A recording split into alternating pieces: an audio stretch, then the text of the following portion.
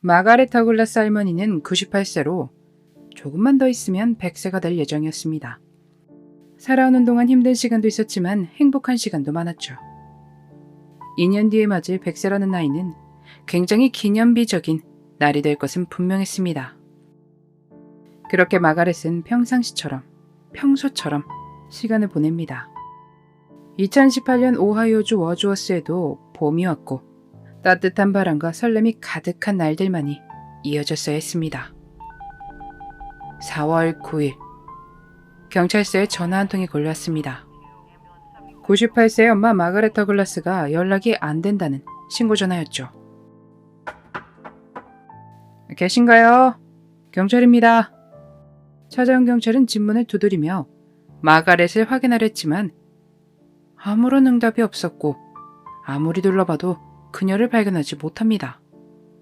이 소식을 들은 마가렛의 조카인 하워드와 그의 아내 신디는 그날 저녁 경찰들을 만나 조사에 도움을 주기 위해 수사에 협조했습니다.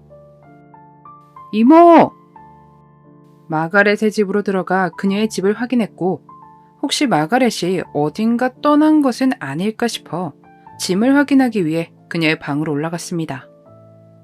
방 안을 둘러보던 조카 부부는 마가렛의 옷장의 문을 열게 되는데 문을 연 그들은 너무 놀라 뒷걸음치고 맙니다.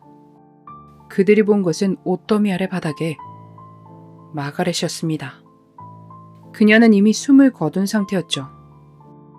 마가렛은 생각하고 싶지도 않은 일들을 겪은 것으로 보였는데 옷은 찢어져 있었고 보이기로는 원치 않는 관계가 있었던 것으로 추측됐습니다. 또 머리와 얼굴에는 여러 타박상이 발견됐죠. 경찰은 그녀의 지갑이 사라진 것을 알고 돈을 노린 것인가 생각했습니다. 집에서 발견된 유일한 단서는 집 뒤에 버려진 비닐 장갑뿐이었죠. 주변 이웃들에게 탐문 수사를 벌였습니다. 모두들 마가렛은 사랑스러운 사람이었고 다정한 사람이라는 말을 전해왔죠. 그렇게 그녀가 원한에 의해 그런 일을 당했을 리 없다는 말이었습니다. 경찰은 가족들에게 여러 질문들을 하는 중에 마가렛의 집안일을 돕기 위해 온다는 데이빗이라는 소년에 대해 알게 됩니다. 미국에서는 주변 이웃 아이들에게 간단한 일거리를 주고 아르바이트 비용을 주는 경우가 있지 않습니까? 마가렛도 그런 일을 해주는 데이빗이라는 소년을 고용했었다고 합니다. 경찰은 그에게 연락을 취하지만 연락이 되지 않던 상태였는데 집 밖에서 놀고 있는 그를 발견하고 그에게 질문을 하게 됩니다. 그는 마가렛의 이웃으로 그녀의 이야기를 전해 듣고 대체 무슨 일이 일어난 건지 너무 걱정된다고 경찰에게 전했습니다. 그런데 경찰이 그를 의심하게 되는 계기가 생깁니다. 데이빗이 주변 사람들에게 자신의 지문이 그 집에 있을 텐데 너무 걱정된다는 이야기를 한 적이 있다는 것입니다. 그래서 경찰은 그를 경찰서로 불렀습니다. 마가렛이 발견되기 며칠 전에 집에 들른 적이 있었어요. 그런데 집에 안 계셔서 그냥 왔고요. 경찰은 집 밖에서 발견됐던 비닐 장갑에서 발견한 DNA와 비교하기 위해 데이빗의 DNA를 요청했습니다. 의심됐던 것과는 다르게 발견됐던 장갑의 DNA와 일치하지 않았습니다. 또 알리바이 역시 증명이 됐기에 의심에서 벗어날 수 있었죠. 데이빗은 정말 괜한 의심을 받을까봐 걱정했던가 봅니다. 조사를 벌이는 와중 부검 결과가 전해졌습니다. 추측과는 다르게 그녀에게서 원치 않는 관계가 있었다는 흔적은 발견되지 않았습니다. 그렇다면 속옷은 왜 찢어진 상태였을까요? 경찰은 조금 더 세밀하게 조사를 이어가기 시작합니다. 마을에서 일어난 혹은 일어나고 있는 작은 범죄들도 조사하기 시작한 거죠. 그렇게 조사를 벌이는 중에 한 신고가 들어오는데 건설 현장 트레일러에 누군가 들어왔었다는 신고였습니다. 경찰은 현장에서 휴대전화 하나를 발견하는데 그것의 주인은 제컬이라는 남성이었습니다. 경찰은 그를 체포해 여러 가지 질문을 합니다. 왜 들어갔냐, 누가 더 있냐 등등. 제컬이는 가본 램지라는 친구가 주동자라며 트레일러에 들어간 것과 다른 자잘한 범죄들에 대해 털어놓았습니다. 전부 가본이 시작한 거라면서 말이죠. 가본 램지는 미성년이었기에 어머니와 함께 조사를 받기 위해 경찰서에 나왔습니다. 가본은 자잘자잘한 자신이 저지른 일들에 대해 털어놓았습니다. 그러더니 엄마, 잠시만 밖에 나가 계세요. 엄마를 내보낸 뒤 다른 이야기를 털어놓기 시작합니다. 데이트 앱을 이용해 만난 남자로부터 금품을 털었다며 이야기했죠. 어쩐지 경찰은 나이 든 사람들을 만났고 금품을 털었다는 여러 부분에서 이상한 느낌이 들었습니다. 그랬기에 경찰은 마가렛 더글라스의 사건에 대해 그에게 물었고 그는 그 사건에 대해 나는 모른다며 부인을 하는데 경찰은 뭔가 있다는 직감을 받게 됩니다. 그래서 그의 핸드폰을 받아내 저장된 것들을 확인하는데 소름 끼치는 것들이 나옵니다. 바로 마가렛의 집안에서 그녀를 찍은 영상이었습니다. 물론 당사자가 모르게 말입니다.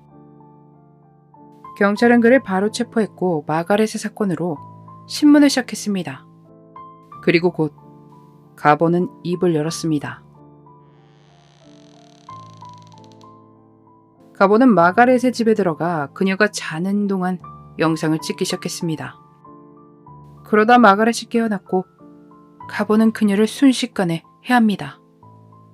그리고 마가렛을 옷장으로 옮겨둔 뒤 이웃에 위치한 자신의 집으로 도망쳤다고 이야기를 마쳤습니다. 경찰은 가본을 체포한 뒤 그의 집을 수색합니다. 현장에서 발견됐던 장갑과 같은 종류의 장갑, 마가렛의 지갑, 그리고 가본의 일기장을 발견합니다.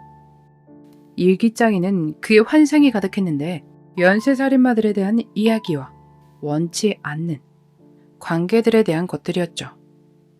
그는 사람을 해한 죄로 기소되어 성인으로 재판을 받게 됩니다. 가본의 어머니에 따르면 가본은 오랜 시간 상담을 받았는데 의사가 어떠한 약을 처방해주며 급격하게 더 나빠지기 시작했다고 주장했습니다.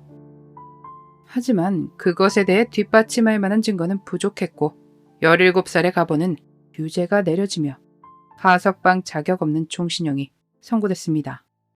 이제 곧 인생의 기념이 될 만한 100세를 기다리던 마가렛은 한 젊은이의 욕망으로 인해 허무하게 세상을 떠나고 말았습니다. 가석방 자격 없는 종신형이 내려졌다는 것이 마가렛의 가족들과 마가렛에게 작은 위안이 됐으면 좋겠습니다. 이 사건을 보다 보니 최근에 일어난 여러 미성년자들의 사건들이 생각났습니다. 과연 그들은 얼마만큼의 형량을 선고받을까요?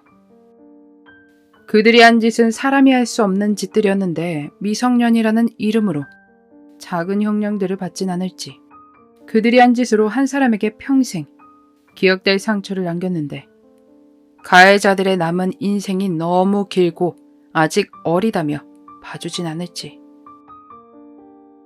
시대는 바뀌었고 생각보다 아이들은 순진하거나 어리지 않습니다.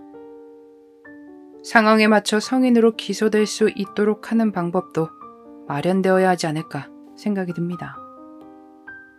여러분들은 어떻게 생각하시나요? 여러분들의 의견을 함께 나눠주세요. 어떻게 하면 그렇게 힘없는 노인의 생을 손쉽게 빼앗아가 버리는지 오늘도 너무나 안타깝고 슬펐던 그날의 미스터리 가본 램지의 사건이었습니다.